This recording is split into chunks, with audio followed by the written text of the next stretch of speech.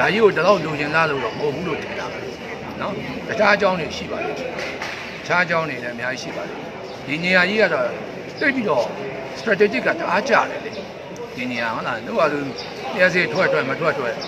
ဒီနေရာကြီးဒါချင်းပြီးဆောက်လိုက်လို့ရှိရင်တော့ကျွန်တော်တို့ပြောတဲ့စကားအချုပ်ချအာဏာဆိုရယ်တော်တော်စကားပြောသွားပြီနော်ဆိုတော့ဒီလိုအကြောင်းတွေဒါကျွန်တော်အယူဆပါနော်ကျွန်တော်တို့ကတော့အဲ့လိုဆုံးရှုံးမယ်လို့ထင်တာလေစိတ်ထဲမှာနော်အဲ့ဒါကြောင့်ဒီလိုဟာတွေအများကြီးပါလိမ့်မယ်လို့ကျွန်တော်ထင်တယ်နော်ဆိုတော့ဒီရက်စီတွေတစ်ခုနဲ့တော့တော့မဖြစ်ဘူးဘာကြောင့်လဲဆိုတော့ပုံမဲ့ယူနာမှာရက်စီကပို့လို့ထုတ်တော်ရောင်းနေတယ်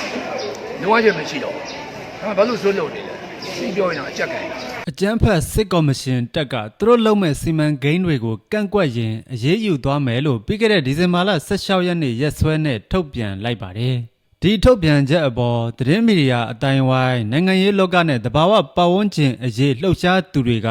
စစ်တပ်ဟာပြည်သူတွေသဘောမတူတဲ့ကြားကမြစ်ဆုံစီမံကိန်းကြီးကိုအတင်းအကျပ်လှုပ်တော့မယ်လို့ပြောဆိုနေကြပါတယ်မြစ်ဆုံစီမံကိန်းကြီးကိုအာဏာရှင်ဟောင်းတန်းရွှေကစီစဉ်အစပြုခဲ့ပြီးဦးသိန်းစိန်လက်ထက်မှာတော့ဆန္ဒပြပွဲတွေကန့်ကွက်ပြောဆိုသံတွေအမြောက်အများထွက်ပေါ်ခဲ့တာကြောင့်သူ့လက်ထက်မှာတော့မလုပ်သေးဘူးလို့အကန့်အသတ်နဲ့ရပ်တန့်ထားခဲ့တာဖြစ်ပါတယ်မလုပ်ရဲတာဘာမှမရှိဘူးလို့ကြွေးကြော်တန်နဲ့တက်လာတဲ့အခုမင်းအောင်လှိုင်လက်ထက်မှာတော့ကန့်ကွက်ရဲတဲ့သူကန့်ကွက်ကြီးဆိုတဲ့ပုံစံနဲ့ပြည်သူကိုပါဇက်ပိတ်တနက်မောင်းတင်ပြီးဒေသခံကရှင်တိုင်းသားတွေသာမကတနိုင်ငံလုံးကပြည်သူတွေပါသဘောမတူတဲ့ကြားက